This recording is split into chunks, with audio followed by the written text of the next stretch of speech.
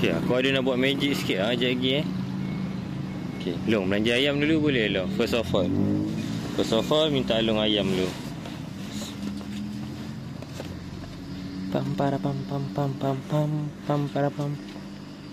Makan isi boleh Long Masih makan isi je dia cakap. Paling besar lah. Kalau kita ambil isi, kita ambil paling besar. Magic tadi tu aku nak cakap tu.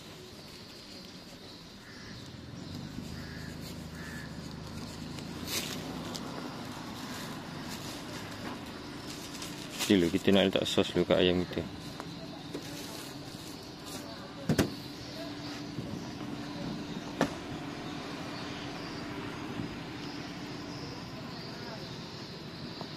Okay.